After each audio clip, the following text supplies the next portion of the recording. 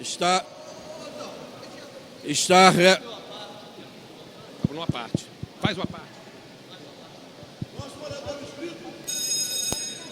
Oi.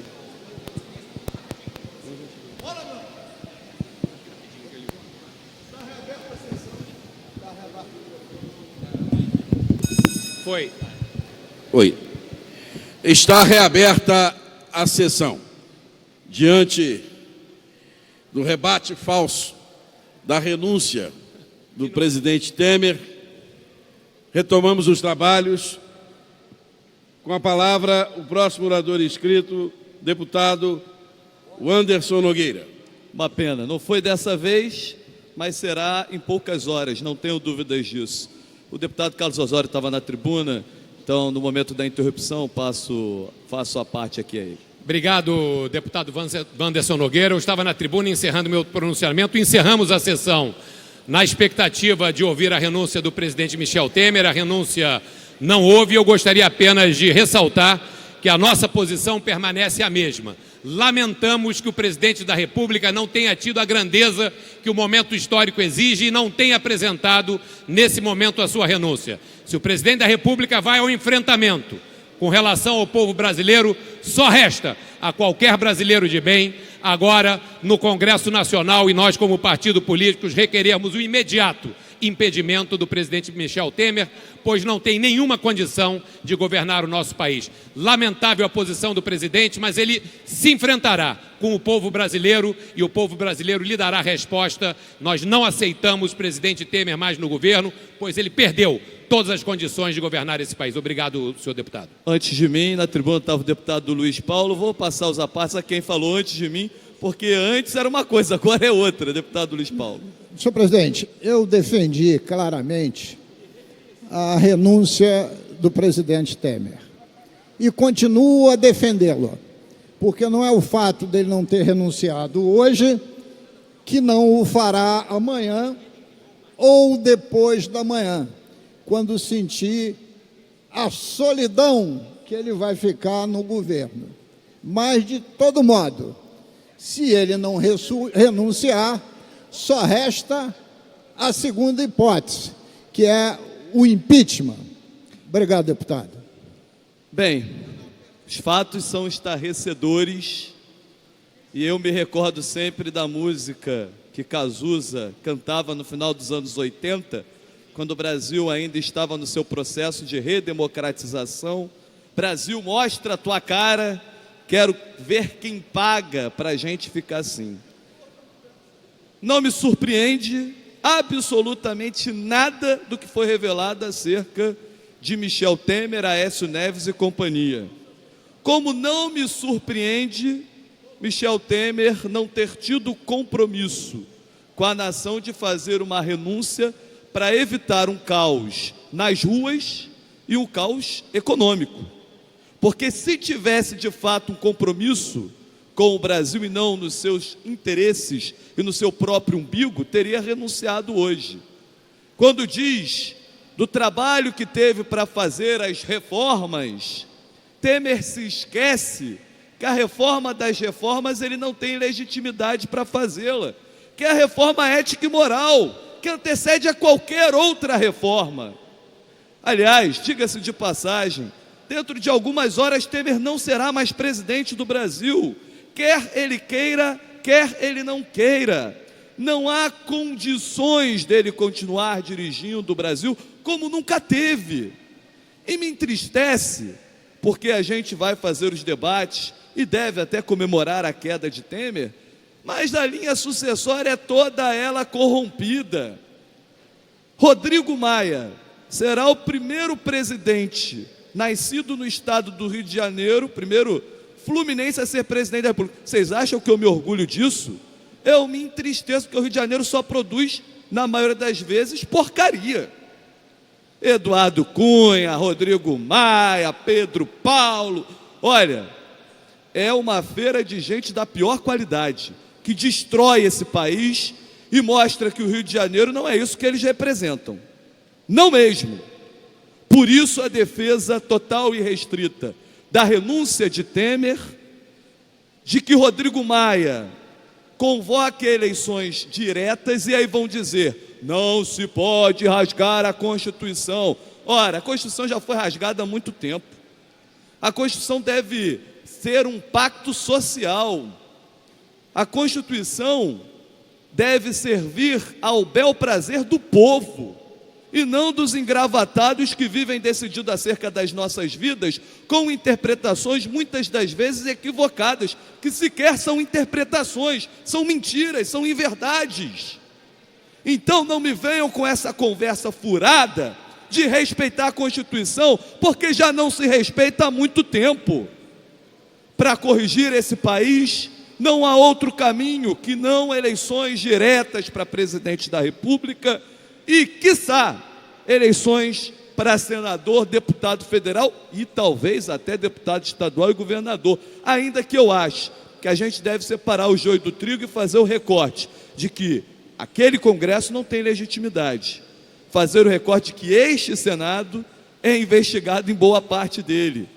E de que não basta perder o cargo ou ser afastado Aécio Neves, Zezé Perrella e qualquer um que esteja envolvido com provas concretas, como estes estão envolvidos em provas que não têm argumento. Não há argumento. Eu também quero dizer que não podemos esquecer das nossas batalhas locais. As batalhas nacionais não podem fazer-se esquecer o que está acontecendo no estado do Rio de Janeiro. Porque o estado do Rio de Janeiro não é um reflexo do que acontece a nível nacional. Pelo contrário, o Rio é um dos indutores do que está acontecendo lá. A crise que o Rio passa é a natural crise que o Brasil passará. Porque os remédios aplicados no Rio são os mesmos que eles querem aplicar a nível nacional. E vice-versa. Não dá para esquecer que o nosso governador Luiz Fernando Pezão também está sendo um daqueles acusados na Operação Lava Jato. Não dá para esquecer que há secretários de governo envolvidos em escândalos. E não podemos de maneira nenhuma pegar para nós emprestado o orgulho de ter amanhã ou depois de amanhã, porque o Temer não se sustentará por muitas horas, um presidente da República que nasceu no estado do Rio de Janeiro, porque Rodrigo Maia não nos representa. Rodrigo Maia é o pior do que há na política. Não faço diferenciação de Rodrigo Maia para Eduardo Cunha. Para mim, os dois são farinha do mesmo saco, assim como o seu Michel Temer. Para mim, não há diferença de nenhum deles. Por isso, é importante que o povo brasileiro possa retomar esse país para si, que o povo brasileiro possa ir às ruas, gritar não só fora Temer, mas fora Temer, fora Pezão, fora Rodrigo Maia, fora todos eles e eleições diretas para a presidência da República. É hora do Brasil ser devolvido aos bons brasileiros. É hora do estado do Rio de Janeiro assumir mais uma vez o seu papel de vanguarda e ser um dos grandes centros de manifestações para dizer em alto e bom som que não aceitamos o que está acontecendo, que as reformas não nos servem, que não há legitimidade por parte de toda a linha sucessória com relação às questões que o Brasil precisa enfrentar de imediato. No mais, estarei indo para o ato agora na Candelária. Queria lá, deputado Paulo Ramos, estar comemorando a queda do Temer, mas também temia que a queda do Temer por si só fosse a solução. A queda do Temer por si só não é a solução. E as próprias eleições diretas, independente de quem possa ser escolhido, também não é a solução para o Brasil. O Brasil precisa de muito mais do que isso, mas que é um primeiro passo, isso é um primeiro passo de refundação e é um novo grito de independência que o Brasil tanto necessita. Renuncia Temer, fora Maia, direta já. Próximo orador, deputado Gilberto Palmares. Vossa Excelência dispõe de 10 minutos. senhora presidente, senhores deputados Figueiredo, Paulo Ramos, Vandeck Carneiro, alguns colegas falam aqui que o Temer, se tivesse grandeza, no pronunciamento que fez aqui, renunciaria. Ora, se o Temer tivesse grandeza, ele nem tomaria posse através de um golpe, como fez há um ano atrás. O Temer assumiu a presidência da República de forma ilegítima desde a primeira hora, porque assumiu participando de um golpe, patrocinado pela grande mídia, pelos grandes grupos econômicos, pelo PSDB e pelos seus aliados. Portanto, não há que se ter nenhuma expectativa quanto a uma postura de grandeza do golpista Temer. Eu quero aqui enviar uma saudação, deputado Paulo Ramos e Vandeck Carneiro, a uma enormidade de brasileiros e brasileiras, aqui do Rio de Janeiro e do Brasil afora, que desde a primeira hora resistiu ao golpe, que foi à rua, que se manifestou, que lutou e que continua lutando. Então, as nossas homenagens à parcela grande do povo brasileiro, que tem mantido permanente acesa a luta pela democracia.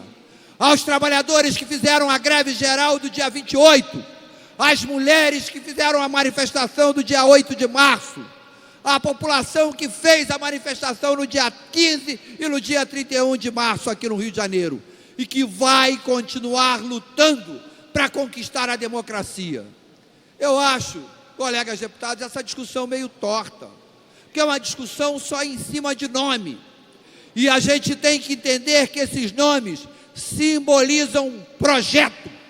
Há uma diferença entre duas parcelas do povo brasileiro e daqueles que militam na política, que não está em jogo apenas as denúncias que mostram o caráter absolutamente corrupto do Temer e do Aécio Neves, mas muito anterior às denúncias de ontem, que é aqueles que têm compromisso com os trabalhadores, que têm compromisso com os setores populares, que têm compromisso com os pequenos e médios empresários. Porque, na realidade, vamos reafirmar aqui, o que levou o Temer à presidência da República, com o apoio do PSDB, com o apoio do DEM, com o apoio dos grandes grupos empresariais, com o apoio da grande mídia, é porque o que vinha antes contrariava os interesses dos poderosos. É porque o salário mínimo teve reajuste e ganho real de quase 80% em vários anos. É porque a legislação do pré-sal defendia os interesses nacionais. Era esse o projeto que incomodava. Então nós temos que derrubar o Temer, sim, porque ele está caindo de podre, mas é insuficiente. Nós temos que derrubar o projeto simbolizado no Temer, simbolizado no Aécio Neves, simbolizado na Globo, que está materializado na tentativa de derrubar direitos dos trabalhadores de dezenas de anos, que está simbolizado no projeto de querer quebrar a Previdência. E aqui na casa, deputado Paulo Ramos, deputado Figueiredo, aqui na casa, quem é contra o Temer tem que dizer ao que veio, deputado Tio Carlos, aqui na casa. Nós entramos hoje com um projeto pedindo a revogação da lei que autorizou a alienação das ações da SEDAI, porque o Temer está caindo de podre. Dentro de mais algum tempo não é presidente. E o que levou essa casa a votar a questão da SEDAI foi o pé do Temer no pescoço do governo do estado do Rio de Janeiro, exigindo voltar ao processo dos tucanos e acabar de privatizar o que não foi privatizado. O Temer quer privatizar a SEDAI aqui no Rio, quer privatizar a CEMIG em Minas Gerais, quer privatizar o Banrisul no Rio Grande do Sul. Então essa casa, se quer enfrentar o golpe, tem que ter firmeza para derrubar as medidas que surgiram a partir do golpe. Temos que votar aqui imediatamente a reversão da lei que possibilita a privatização da SEDAI. Temos que dizer que nós não aceitamos nem que venha a plenário medidas que querem felicitar ainda mais de 200 mil servidores públicos. A medida, por exemplo, que quer aumentar a alíquota previdenciária de 11% para 14%, ou seja, quer reduzir os vencimentos dos servidores públicos, combater o Temer, combater a corrupção, combater o Aécio Neves, significa aqui na casa reverter o processo de privatização da SEDAI e dizer um não rotundo, como diria o grande Brizola, a esse pacote do governo estadual. Não dá para discutir só em cima de nomes e não discutir o projeto que está por trás dele. Esse projeto que só aumentou o desemprego. O estado do Rio de Janeiro é o estado onde mais cresceu o desemprego de um ano para cá.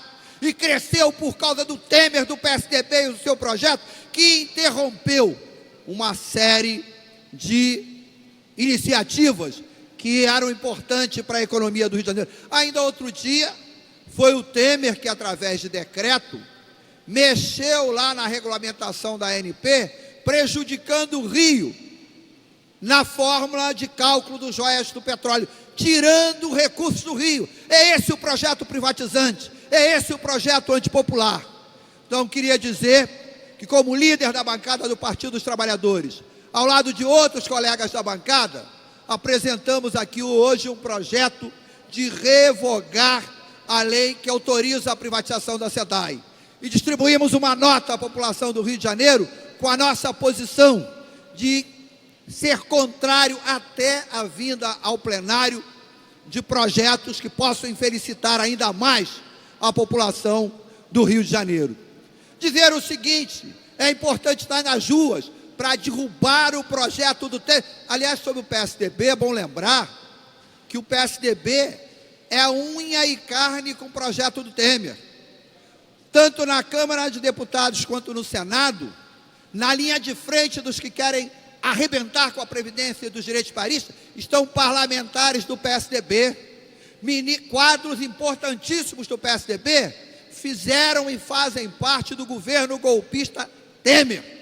Então essa questão tem que ser falada com o povo do Rio de Janeiro e com o povo brasileiro.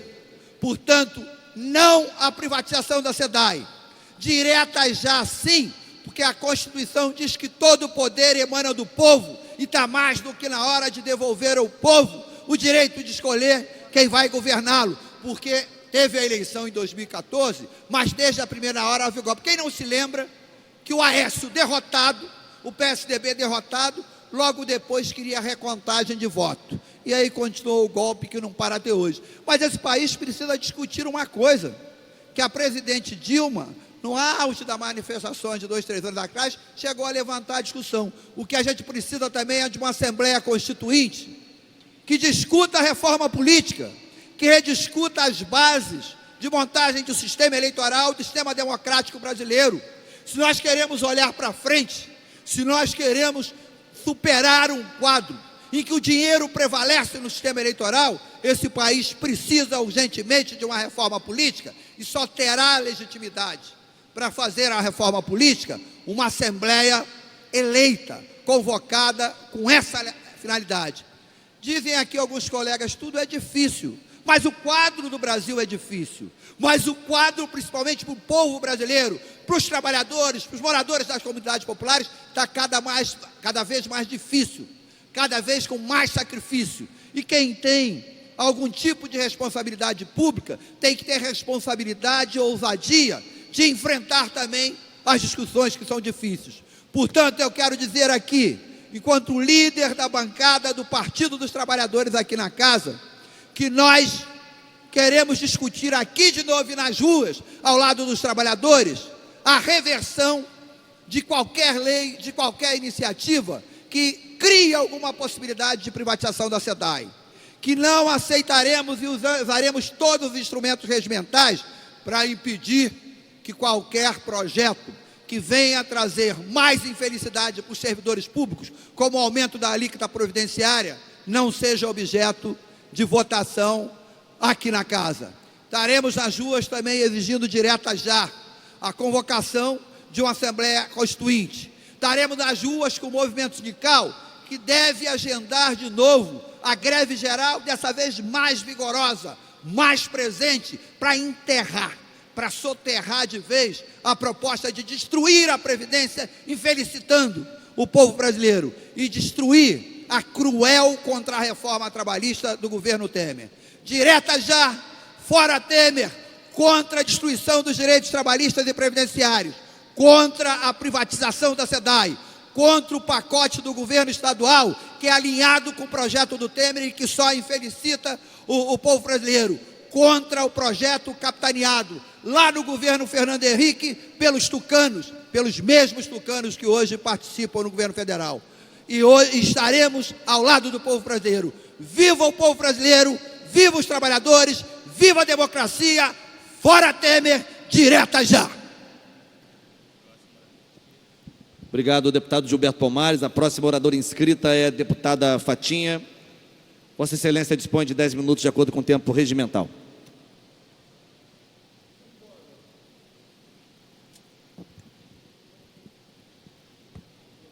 Obrigada, senhor presidente.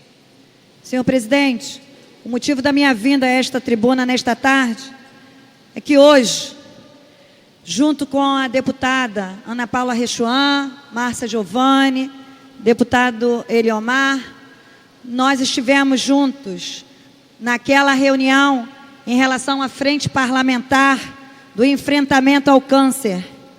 E eu vejo, senhor presidente, cada vez mais a importância da participação de todos nós, deputados, nesta frente parlamentar. A informação continua sendo a arma mais eficaz para que possamos enfrentar todo e qualquer desafio, e quando se trata da vida humana, o peso ainda é maior.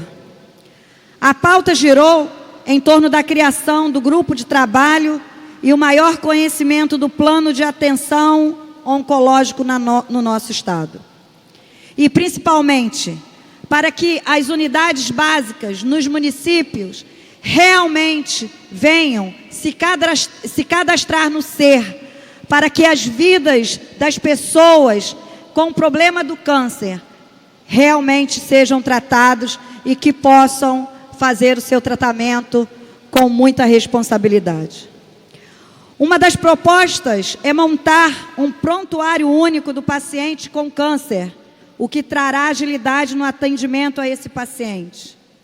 Quero destacar aqui a fala do Dr. Gelson Mendes, assessor de planejamento do INCA, que mencionou o câncer de cólon retal sendo um dos mais preocupantes, já que o seu diagnóstico depende muito de um exame chamado colonoscopia. Infelizmente, esse exame é muito caro e precisamos juntos fazermos com que esse exame venha verdadeiramente para a Secretaria de Saúde do Estado e que juntos possamos ter nos municípios. Outra participação relevante foi o da Superintendente de Regulação Estadual, Kitty Grauford, que explicou como está sendo o processo de regulação que o Estado tem feito e o esforço no trabalho de capacitação dos municípios que estão realizando esse trabalho desde janeiro desse ano. Entendendo que as pessoas responsáveis pelo encaminhamento dos seus municípios precisam preencher de forma adequada os formulários para que a Central de Regulação possa entender com clareza o que está sendo solicitado. Essa mesma reunião que fizemos o mês passado, que voltamos hoje com esta reunião, e os pacientes que estão na fila de espera para o tratamento do câncer em Duque de Caxias, continuam ainda na fila de espera.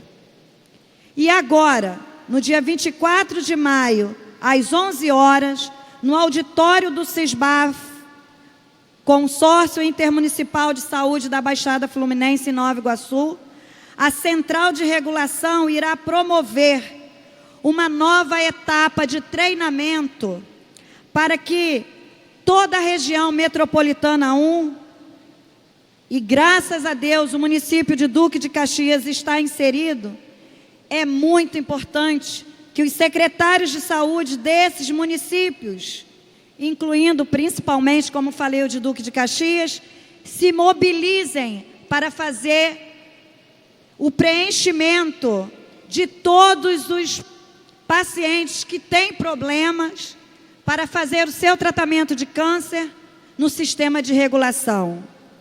Quero aqui parabenizar a doutora Kitty Crawford, que está muito empenhada para que possamos juntos realizarmos todos esses preenchimentos para que esses pacientes sejam tratados. Não poderia, senhor presidente, deixar aqui registrado também que hoje é celebrado o Dia Nacional de Combate ao Abuso e à Exploração Sexual de Crianças e Adolescentes, a partir da aprovação da Lei Federal número 9.970/2000.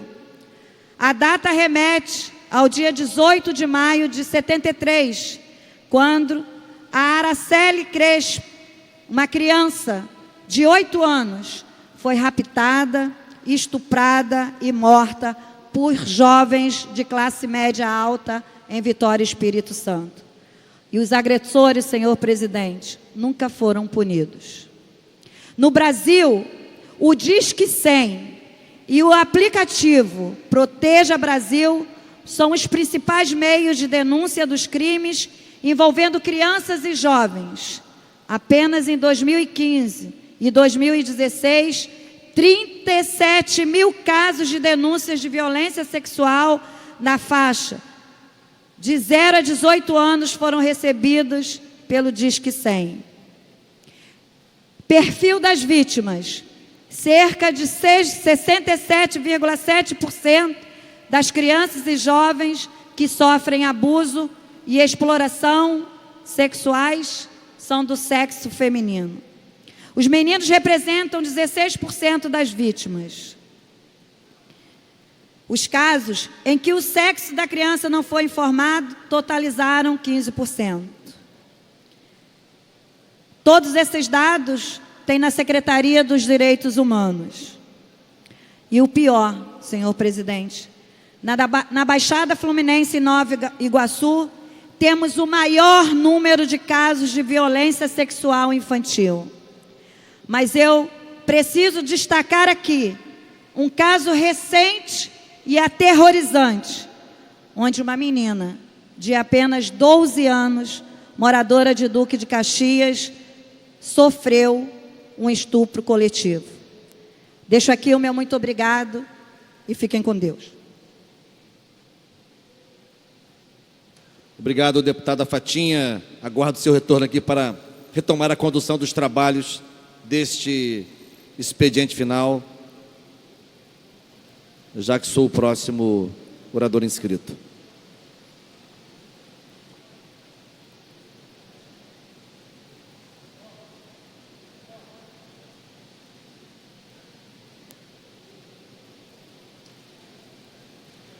Obrigada, deputado Valdec Carneiro, e o convido para que faça o seu pronunciamento. Vossa Excelência dispõe de 10 minutos.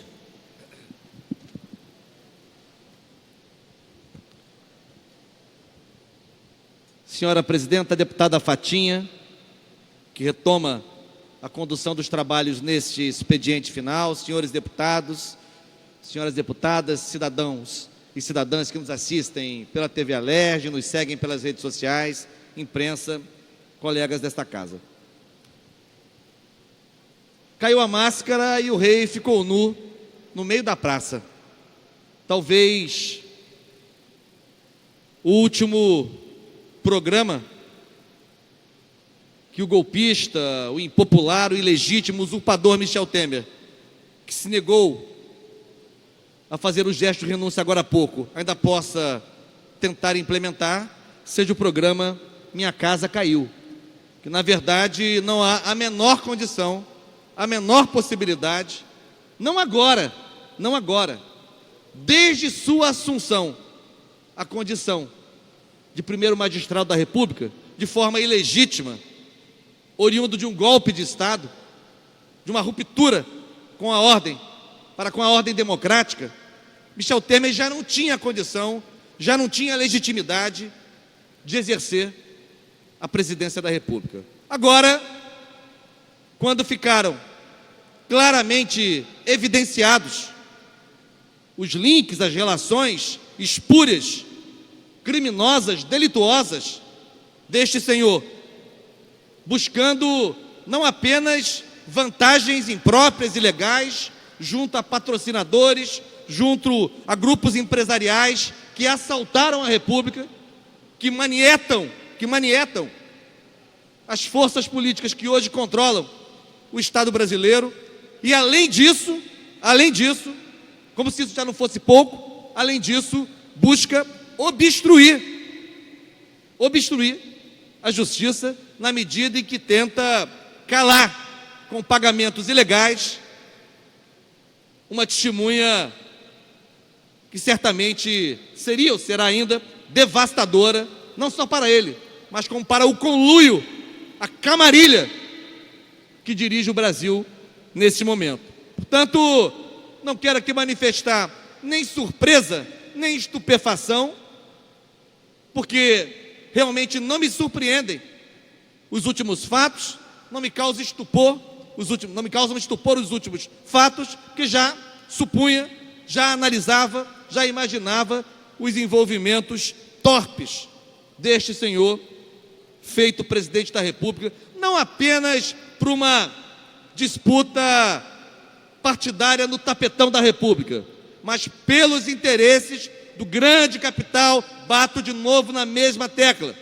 O modo de produção capitalista está em crise, em profunda crise, e precisa avançar sobre as principais fontes de riqueza, onde quer que elas estejam. Precisam desestabilizar governos e regimes que insistem em investir parte do seu orçamento em políticas igualitaristas. Precisa desconstruir direitos sociais, direitos trabalhistas, desmontar o acervo de políticas públicas que emancipam e promovem cidadania. Tudo isso para que sobre mais dinheiro, mais recursos, mais orçamento para alimentar o capital financeiro, para pagar juros e serviços da dívida, para fazer girar a roda da agiotagem internacional. Portanto, está muito claro para mim há muito tempo os interesses que sustentam, que comandam, que agendam o governo impopular, ilegítimo, corrupto, criminoso, delituoso de Michel Temer. Só que agora, vejam, senhoras e senhores, agora tem áudio e vídeo. Vejam que a gente vem assistindo a uma sucessão de delações, deputado Paulo Ramos. Não, uma sucessão de delações, mas delações que não se fazem acompanhar de provas documentais fidedignas, de evidências cabais, áudio e vídeo menos ainda. Agora nós temos áudio e vídeo. E desta vez nem a grande parceira do governo impopular, a grande parceira midiática do governo impopular, que são as organizações Globo, puderam conter, porque afinal de contas a JBS é a segunda grande cliente de propaganda da Globo. Então não podia se calar diante desta fonte de informação, que afinal de contas, com a Globo só nega impostos, está quebrando. Não pode, neste momento, também ampliar as arestas com este conglomerado empresarial, que sustenta hoje grande parte das receitas dessas organizações de comunicação. Portanto, me parece muito claro o que está acontecendo com o Brasil. Também não me surpreende a questão que envolve o senador entreguista, golpista, derrotado em 2014, Aécio Neves.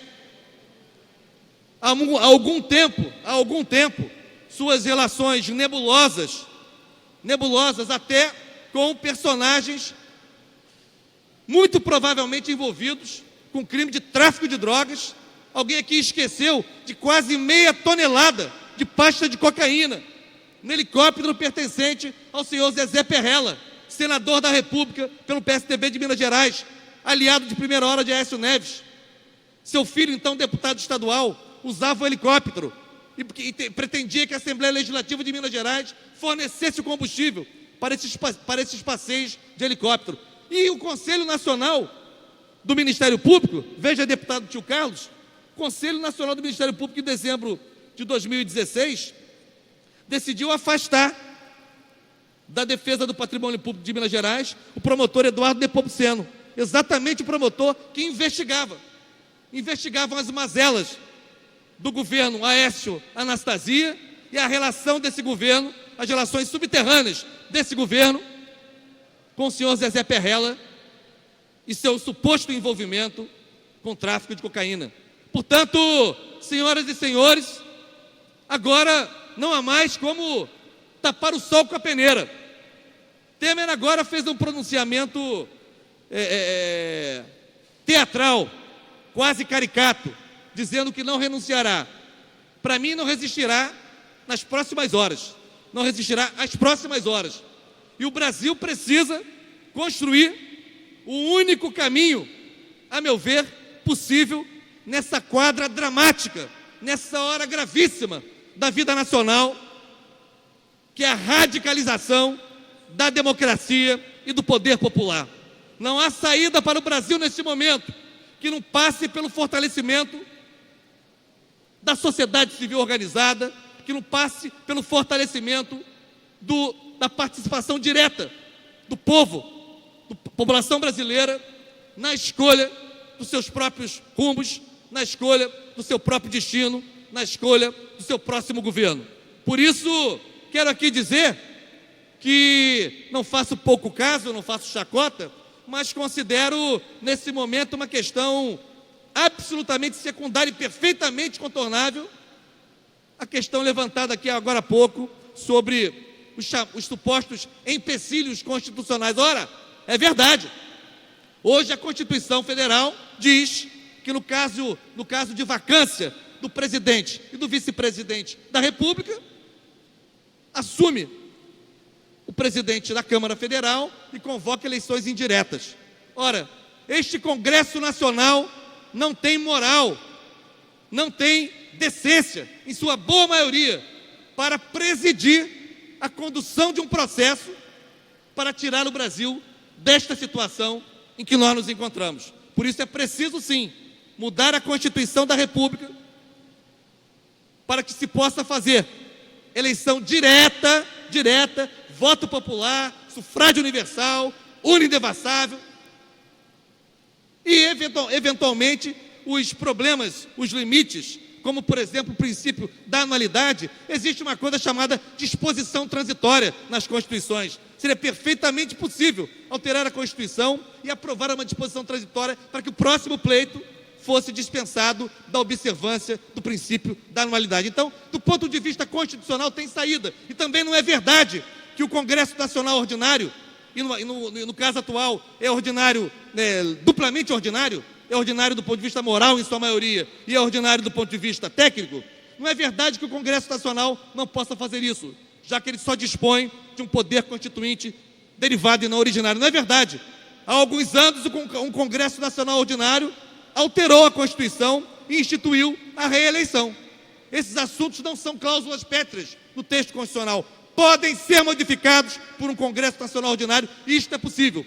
Basta que a gente construa politicamente, basta que a gente aumente a mobilização popular, basta que a gente não tire o pé da rua, pressione, não apenas para tirar este presidente que já não governa, que aliás nunca governou, é uma marionete, é uma secla, é um discípulo dos interesses do grande capital nacional e transnacional. Mas além disso, é preciso que a gente possa construir as condições, e não há saída se não for por esse caminho, para que a gente deflagre um amplo e restrito processo de eleições democráticas gerais nesse país.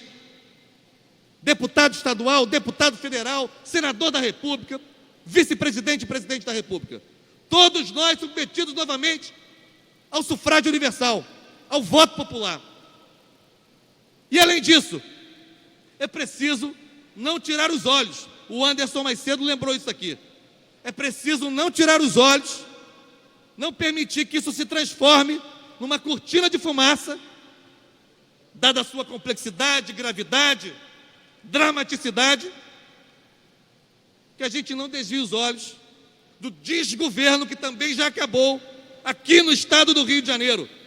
E nesse sentido, já perto de concluir, deputada Fatinha, e nesse sentido, é um verdadeiro absurdo que a Assembleia Legislativa possa pretender dar sequência a esta linha que a maioria que sustenta de maneira envergonhada o governo Pezão nesta casa, seguir nesta pactuação com o governo federal. Olha, o governo federal acabou, não tem legitimidade, não se sustenta de pé, portanto não está autorizado, nem política, nem moralmente, a obrigar o Rio de Janeiro a se desfazer dos seus ativos, a arrochar o servidor público, a aumentar a alíquota previdenciária de servidor, a proibir concurso público.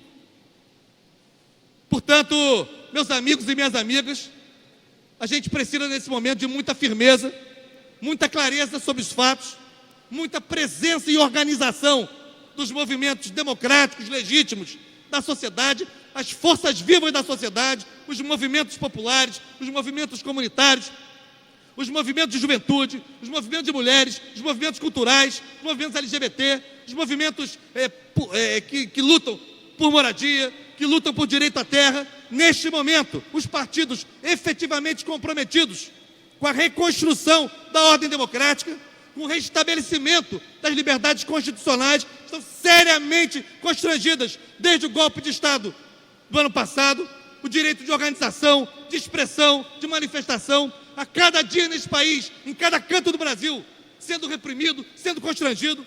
Tudo isso precisa agora ser restabelecido.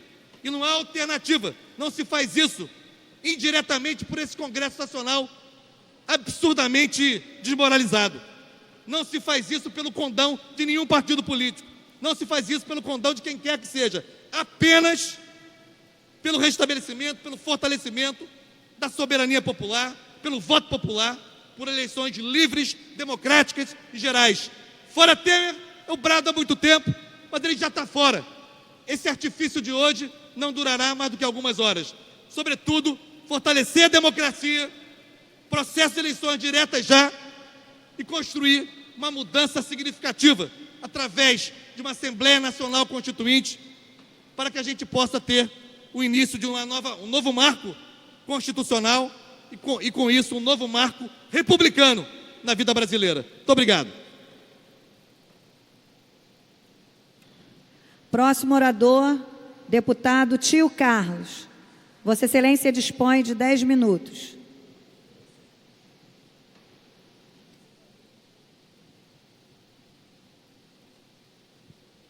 Obrigado, senhora presidente. Não tem como não estar com todos os brasileiros, muitos que receberam a notícia por volta de 7h30, 8 horas da noite, 9 horas da noite. Teve muitos que não conseguiram sequer dormir. E todos nós estamos aqui meio atônitos, meio sem entender o que estamos vivendo hoje no processo de incerteza. Às 16 horas, quando fomos até aqui, interrompemos a sessão, fomos assistir o pronunciamento, na verdade, na minha ótica, do ex-presidente Michel Temer. Ele disse que não irá renunciar. E quem vai pagar com isso, de novo, é o nosso povo brasileiro. Quero aqui dizer, vi que os tribunos, quer dizer, os deputados que me antecederam, são brilhantes tribunos, deputado Valdec Carneiro, deputado Gilberto Palmares, deputados do PT, que respeito muito esses dois deputados, aliás, outros quadros do PT, mas, nos seus pronunciamentos, esqueceram, é claro, de dizer alguns fatos marcantes, como, por exemplo, o governo da ex-presidente Dilma, do ex-presidente Lula, que, claro, como todos os governos, também tiveram avanços, principalmente nas questões sociais, reconheço isso, mas esqueceram de dizer que toda essa corrupção, aliás, posso ousar dizer, que todos nós sabemos que foi o governo mais corrupto da história do nosso país. E essa corrupção continua sangrando o nosso povo trabalhador, sim. Me lembro quando o ex-presidente Lula, na porta das fábricas, quando sindicalista, tinha um discurso maravilhoso. Aliás, lembro também que quando ganhou a eleição, disse: eu não posso errar. o povo brasileiro me deu a possibilidade de mudar a história desse país. E depois de alguns anos, como a política é cíclica, né? Está aí outro dia, na semana passada, naquele teatro, diante do juiz Moro, e ali passando um atestado para todo o povo brasileiro, porque até aqueles quadros sérios do PT têm vergonha, sim, desse governo do PT. E nós não podemos esquecer. Claro que o senhor Temer foi um golpe, assumiu de um golpe de uma forma sórdida. E muitas pessoas votaram pelo impeachment da presidente Dilma, pela sua incompetência, mas também, por exemplo, teria acabado com a Petrobras, a maior empresa desse país. É corrupção para todos os lados. Então hoje parece que mudou. E aqui sim, não tem desculpa. Senhor Temer, porque o senhor não renunciou? Nosso país, agora pior do que nunca. Primeiro passa um atestado de que quando as músicas falavam que país é esse, no cenário internacional, é chacota para todos os lados.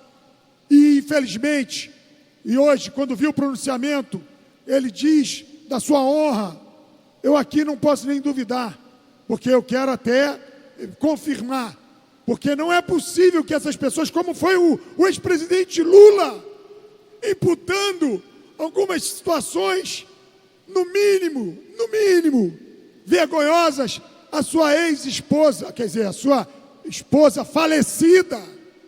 Isso é patético. E pasmem, senhores e senhores deputados, e a todos que me ouvem, pasmem, que o Lula na pesquisa eleitoral é o líder das pesquisas. E a gente aqui fica muito preocupado. Nós não podemos deixar absolutamente a democracia do nosso país ser fragilizada.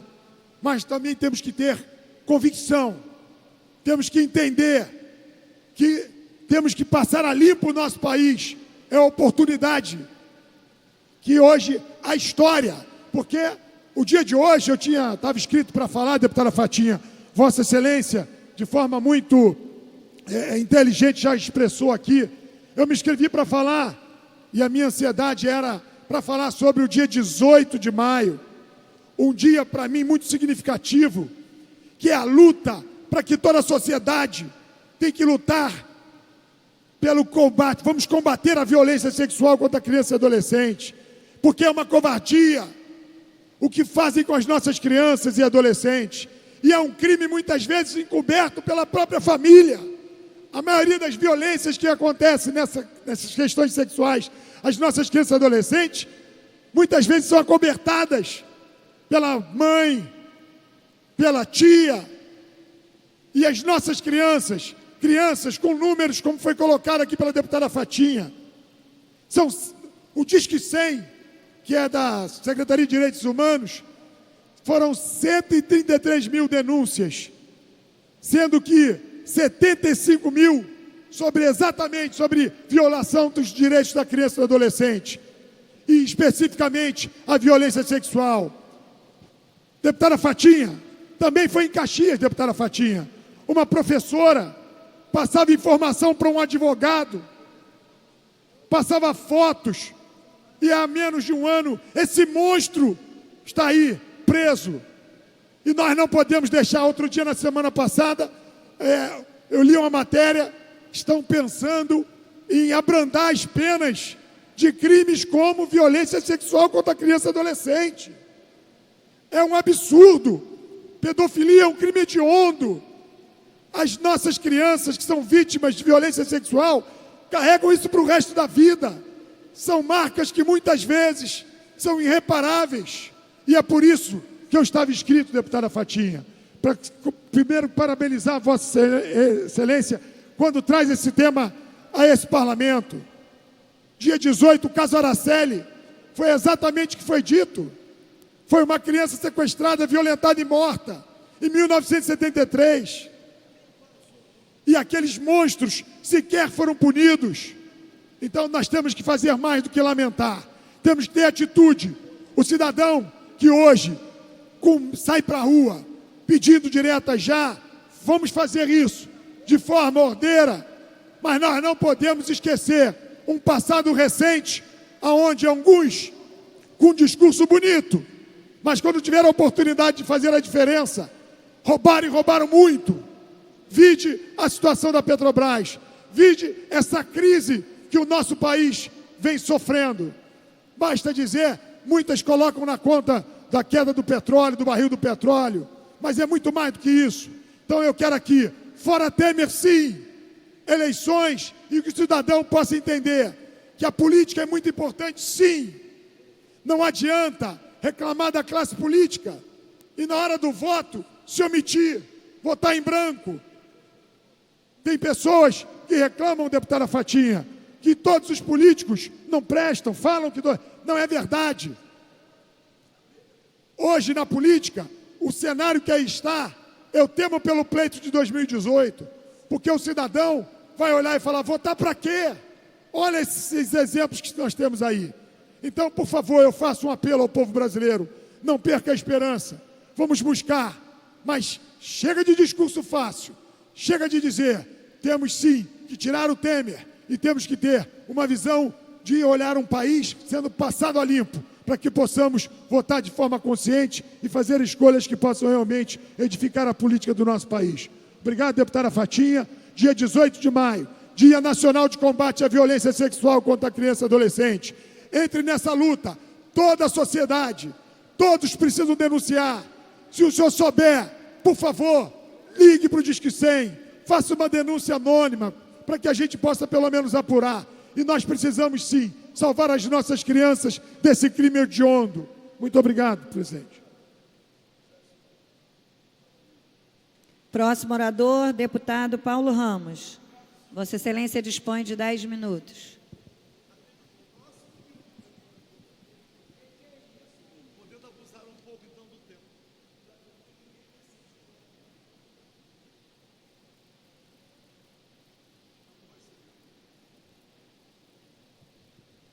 Senhora presidente, senhoras e senhores deputados,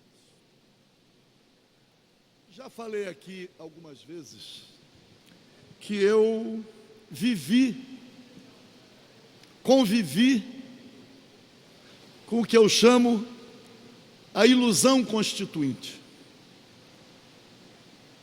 Acreditei piamente que a Assembleia Nacional Constituinte, instrumento que atendeu a uma reivindicação do povo brasileiro para a superação da ditadura civil-militar empresarial,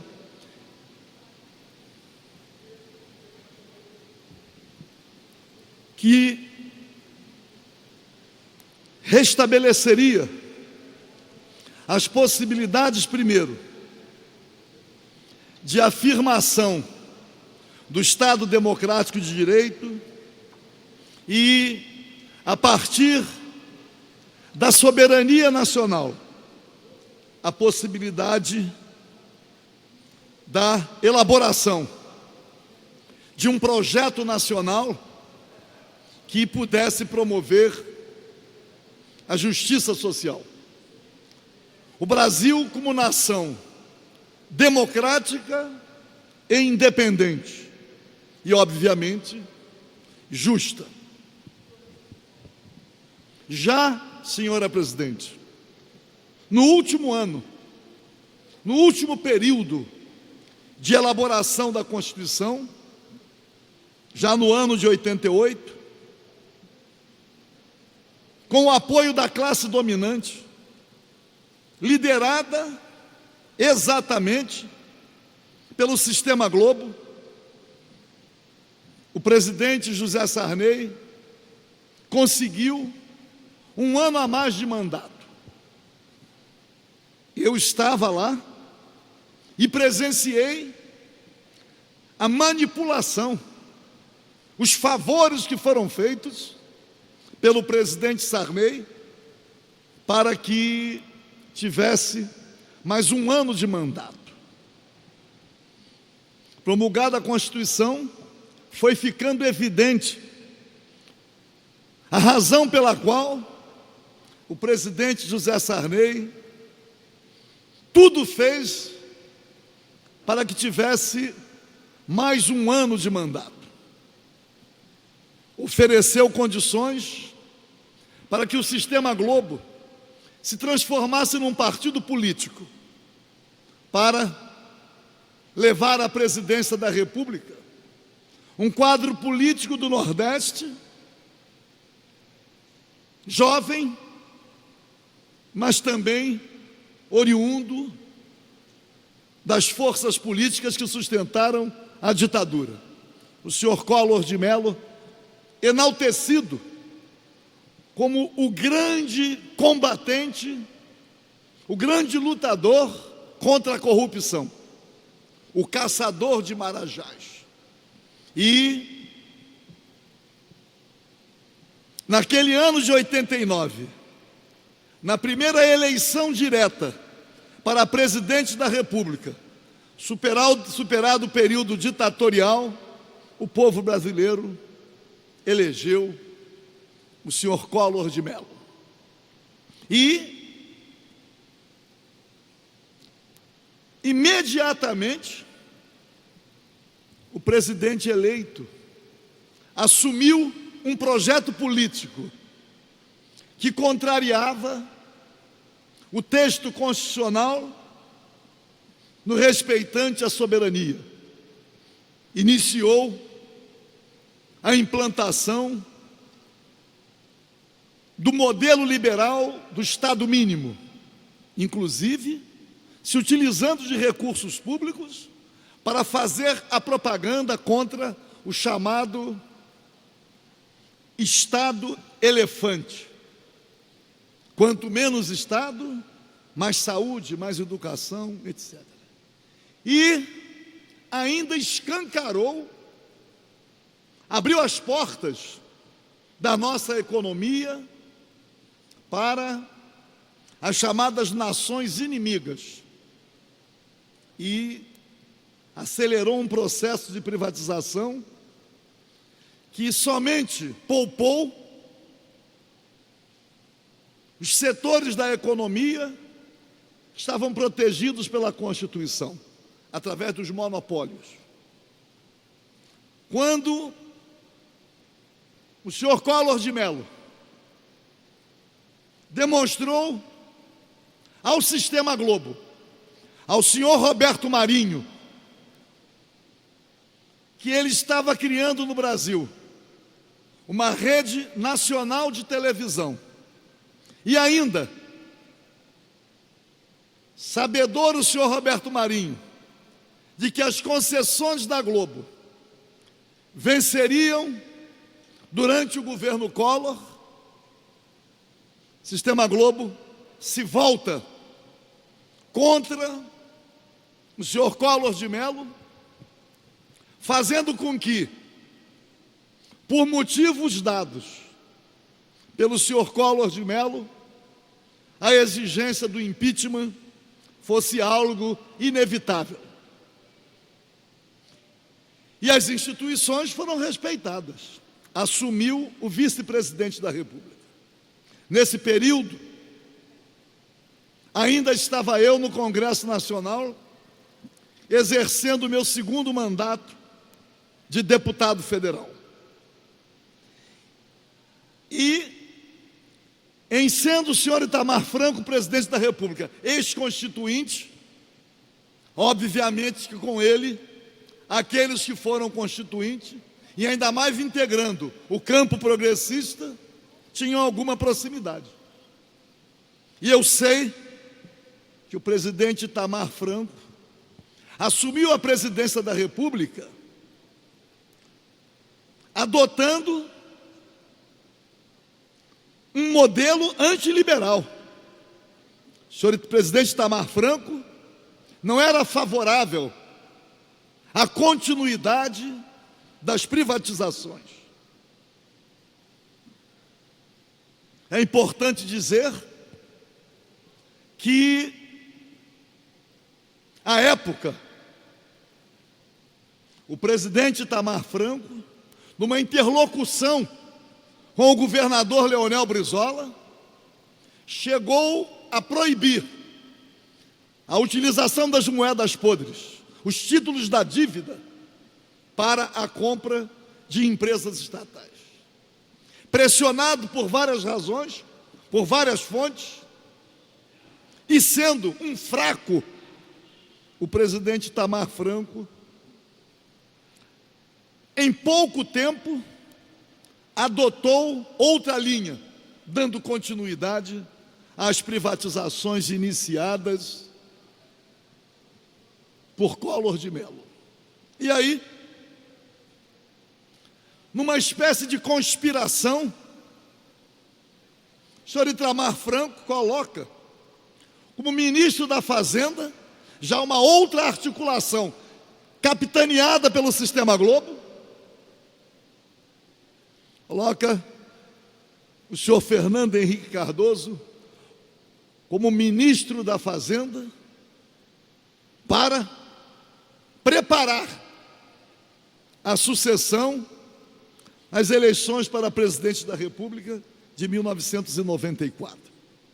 E o presidente Fernando Henrique, com uma trajetória pela chamada esquerda, um lutador na defesa das liberdades democráticas, um homem que se dizia perseguido pela ditadura, foi eleito presidente da República.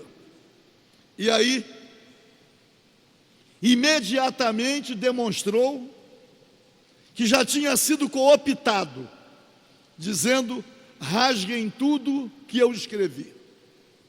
E aí, para dar continuidade ao processo de privatização, de aniquilamento da soberania nacional, o presidente Fernando Henrique Cardoso destrói, na ordem econômica da Constituição, todos os dispositivos que garantiam a soberania nacional. Monopólio estatal do petróleo, monopólio das comunicações, nacionalização do subsolo, bandeira nacional na navegação de cabotagem e na aviação de cabotagem, e outros dispositivos. E aí, inicia ou dá continuidade à entrega do patrimônio nacional nos setores mais estratégicos. Imaginar que a Vale do Rio Doce foi vendida ou doada por um preço menor do que a Vale do Rio Doce experimentava de lucro em 2 anos. O presidente Fernando Henrique, sob os auspícios do modelo liberal, ainda com o patrimônio, com o patrocínio dos meios de comunicação no Brasil, todos liderados pelo Sistema Globo, o presidente Fernando Henrique deu continuidade a todos os crimes de lesa pátria. Foi reeleito. A lei de responsabilidade fiscal. Ninguém pode gastar mais do que arrecadar, óbvio, menos para pagar os juros extorsivos da dívida. O presidente Fernando Henrique corrompe o Congresso Nacional e aprova a emenda da reeleição. O mesmo procedimento de José Sarney para ter mais 1 ano de mandato na Assembleia Nacional Constituinte. Altera a Constituição, aprova a emenda da reeleição e é reeleito. E dá continuidade ao aprofundamento do modelo liberal. O povo brasileiro, cada vez mais excluído. A renda nacional, cada vez mais concentrada. O empobrecimento da população crescendo a olhos vistos.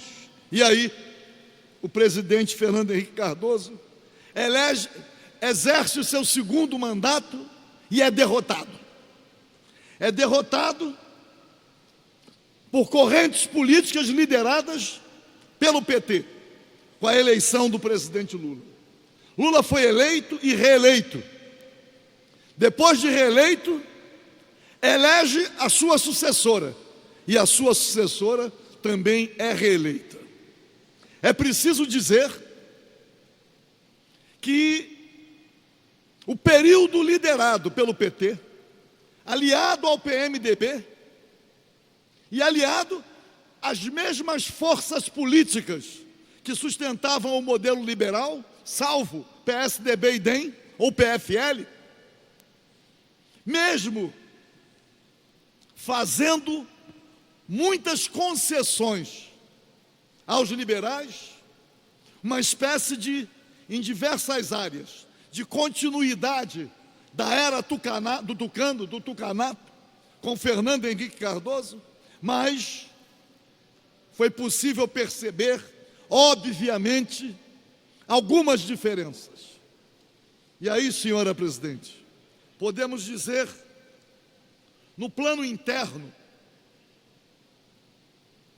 algumas medidas de proteção da soberania nacional, especialmente depois da descoberta pela Petrobras do grande manancial, das grandes reservas de petróleo na área do pré-sal.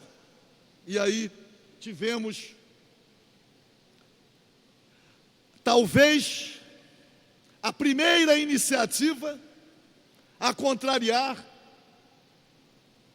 o grande capital internacional.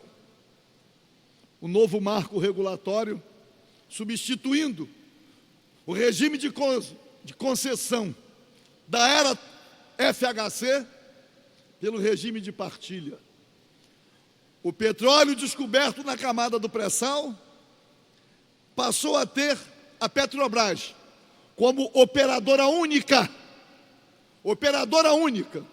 Nenhuma multinacional, nada ligado ao capital privado, poderia estar operando a extração de petróleo na camada do pré-sal, evitando inclusive o desvio. Quem é que poderia controlar a extração de petróleo no mar territorial brasileiro?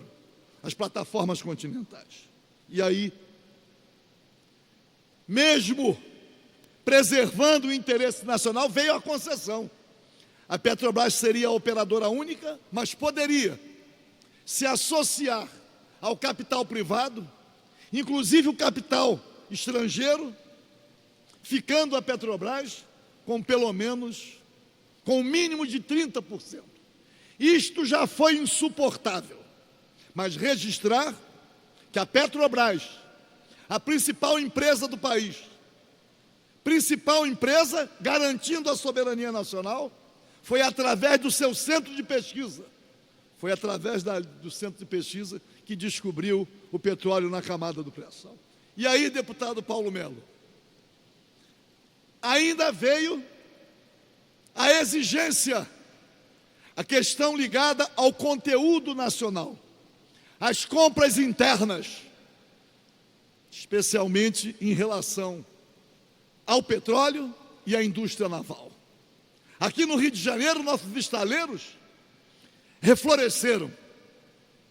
Aqui no Rio de Janeiro, é preciso dizer, quando discutimos incentivos fiscais, o incentivo fiscal para o soerguimento da indústria do petróleo, da indústria naval, gerando empregos, distribuindo rendas, etc. Esse aspecto, um aspecto fundamental na área da economia. É claro que políticas sociais massificadas foram importantes.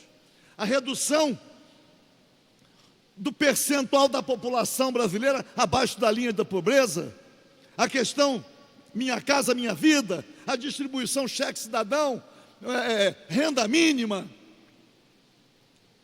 mas também uma questão relevante no plano externo, o fortalecimento da economia regional, o Mercosul, relacionamento preferencial com os países da América Latina e também o distanciamento da chamada trilateral, Estados Unidos, Europa Ocidental e Japão. A trilateral. E aí, o governo brasileiro, na sua política externa e nas suas relações de comércio, passa a integrar o chamado BRICS, Brasil, Rússia, Índia, China e África do Sul. Isto causou, obviamente, um impacto muito grande naqueles que patrocinaram a ditadura no Brasil e naqueles que patrocinaram o período Collor-Itamar e o período do tucanato, Fernando Henrique Cardoso. O Brasil se distanciava, buscava uma verdadeira alternativa. Isto foi insuportável. O tucanato derrotado em 4 eleições sucessivas e sem dispor de quadros para concorrer à presidência da República. Tudo indicava que em 2018 seria também derrotado. E aí veio o pretexto, as chamadas pedaladas fiscais.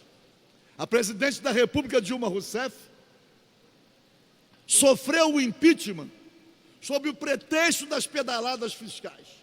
E aí, numa fase em que também as denúncias de corrupção caminhavam de forma a mais contundente, envolvendo as principais figuras da República, principalmente as principais figuras da República ligadas ao Partido dos Trabalhadores e alguns partidos a ele associados.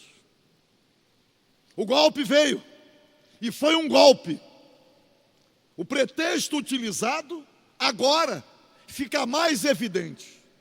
E aí assume o presidente Temer, vice-presidente da República, integrando o principal partido aliado para a sustentação do governo Dilma. E aí assume a presidência da República com um outro projeto. Primeiro, acabando com o marco regulatório, voltando ao regime de concessão. O petróleo, mais uma vez, sendo alvo da traição para a traição nacional. Acabou com o conteúdo nacional. A nossa indústria naval está aqui. No plano externo, o presidente Temer já caminha para um realinhamento com os Estados Unidos, Europa Ocidental e Japão, abandonando, se distanciando do BRICS. É preciso dizer que não só FHC, como toda a era Lula e a era Dilma no primeiro mandato, pagando juros extorsivos da nossa dívida pública. A lei de responsabilidade fiscal, sempre invocada, impedia que gastasse mais do que arrecadava. Tinha que ter superávit para pagar os juros da dívida pública. Sempre bilhões e bilhões a cada ano. Bilhões e bilhões. Recursos que faltavam para os investimentos internos, não só em infraestrutura, mas também em políticas sociais. Mas não há dúvida de que as denúncias de corrupção eram procedentes, são procedentes. E a população, o povo brasileiro, obviamente, revoltado, mas sendo contaminado, de modo a aceitar um golpe que não buscava a redenção de um país soberano para ser socialmente justo. Ao contrário, o entreguismo assumiu um protagonismo muito mais relevante. E o presidente Temer, e aí, senhora presidente, vou caminhar para terminar. O presidente Temer vem rejeitado pelo povo brasileiro, propondo as reformas. Quais reformas? Reforma trabalhista, reforma da Previdência, dizendo que as reformas por ele propostas eram reformas que só poderiam ser conduzidas por um presidente impopular. Ele sabendo o que é melhor para o povo, e o povo sem poder definir o seu próprio destino. A reação tem sido grande contra as reformas. São inaceitáveis, porque aprofunda também o modelo de Estado mínimo, alcançando os servidores públicos. A reforma da Previdência é uma coisa insustentável, mas vem sendo patrocinada claramente com o apoio dos meios de comunicação, reitero, liderados pelo Sistema Globo. O golpe em curso foi atropelado pelas próprias denúncias de corrupção. E agora, o presidente Temer também é alcançado de uma forma surpreendente, mas conhecida, as gravações telefônicas. E aí, senhor presidente, ontem, quem é que anunciou, quem é que vazou a informação? Lauro Jardim, da onde? Da Globo. Qual foi o canal de televisão que primeiro anunciou aquela quebra do sigilo? Quem é que conduziu a informação depois sendo seguido pelos demais meios de comunicação? Foi o Sistema Globo. E aí, senhora presidente, a máscara cai totalmente, por quê? Porque a Globo percebeu que a resistência do povo brasileiro contra o governo Temer já começava a impedir a conclusão das reformas. A classe dominante percebeu que estas reformas contra o país, contra o povo, não poderão ser concluídas tendo o presidente Temer à frente da presidência da República. E aí, ontem, bastava ouvir todos aqueles âncoras da TV Globo dizendo que não restava ao presidente da República outra alternativa, senão deixar o poder. Deixar o poder pela renúncia, deixar pelo impeachment ou deixar pela cassação. Cheguei a ouvir âncoras da Globo dizendo que agora o Tribunal Superior Eleitoral concluiria com mais rapidez a cassação da chapa Dilma Temer. E aí hoje, estamos aqui no plenário, seguindo, com a nossa sessão, vem a notícia. Temer decidiu renunciar. E quem é que divulga que o Temer decidiu renunciar? Um outro âncora da Globo, Ricardo Nobla. É a Globo conduzindo. E aí todos nós aqui, vi vários pronunciamentos, acreditando piamente na notícia divulgada pela Globo. Porque o Ricardo Nobla é da Globo. Fomos lá, a sessão foi suspensa. Chegamos lá, qual foi o anúncio? O presidente disse, não renuncio. Vamos ver os desdobramentos.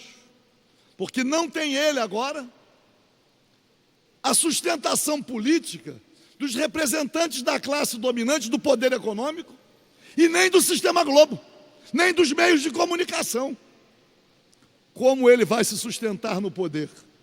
Como ele vai permanecer na presidência da República? E aí, senhora presidente, vem as manifestações, direta já, porque o fora Temer é questão de pouco tempo. E esse modelo liberal de Estado mínimo, que alcançou também o Rio de Janeiro. Aqui, nós estamos diante da conclusão do Estado mínimo que vem da era do tucanato.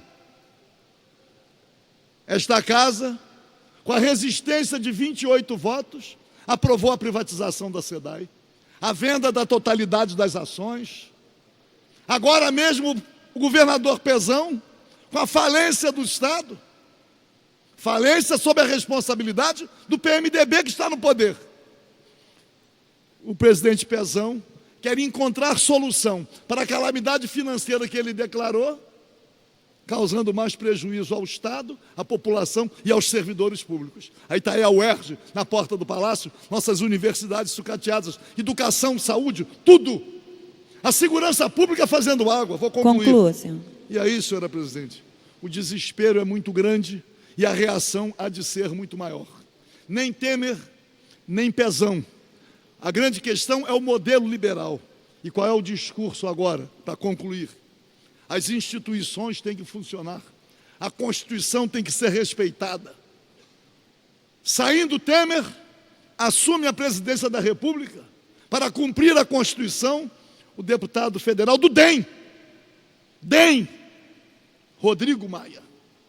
E aí, a Câmara dos Deputados terá a responsabilidade, com aquela composição golpista, com PSDB e PMDB e DEM, e alguns outros menores, conduzir a sucessão. Qual é o receio, senhora presidente? É que A Constituição tem que ser cumprida, a Constituição vai ser cumprida. Mas a classe dominante é capaz de tramar a eleição indireta de um quadro para ser legitimado, para dar continuidade às reformas liberais. A grande questão não é dizer fora Temer, fora Pezão. É dizer também, o povo brasileiro não aceita o modelo de Estado mínimo. O povo brasileiro não aceita o fim da soberania nacional. O povo brasileiro quer construir o seu próprio caminho. E o caminho a ser definido pelo povo brasileiro, ao falar da soberania nacional, prega também a preservação da Petrobras, dos valores nacionais. Soberania, distribuição da renda, soberania, democracia com soberania. Mas para alcançar a justiça social. Um Brasil soberano e socialmente justo. Um Brasil longe do modelo liberal, em defesa da causa socialista, senhora presidente. Obrigado.